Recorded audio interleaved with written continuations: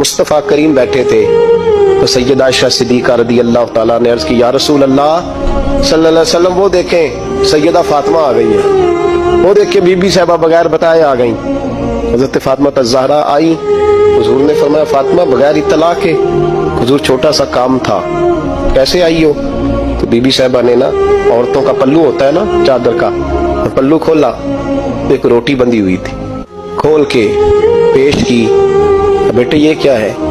अब्बा जी कई दिनों से घर में रोटी नहीं पकी थी, आज अली कुछ जौ लाए थे, पीसे हैं, चंद रोटियां बनी हैं, तो बच्चों ने तो खा लिया, तो मेरे सामने भी एक रोटी आई थी, मैंने लुकमा तोड़ा है तो मुझे ख्याल आया पता नहीं मुस्तफ़ा ने खाया है कि नहीं खाया, पता नहीं हुजूर ने रोटी खाई है कि नहीं, तो हुजूर मैं लेके हाजिर हो गई हूँ, मेहरबानी फरमाए। फरमाया बेटे बैठ जा। हजरत फातिमा भी बैठ गई। सैयदा आयशा कहती हुजूर भी बैठ गए। फरमाया फातिमा कितने दिनों से नहीं खाया? अर्ज़ की हुजूर 3 दिन से। फरमाया बेटे मैंने 5 दिन से नहीं खाया, आ जा। दोनों बाप बेटी मिल के खाते। रोटी 2 हिस्सों में हुजूर ने बांटी। फरमाया चल आदि तू खा, आदि मैं खाता हूँ।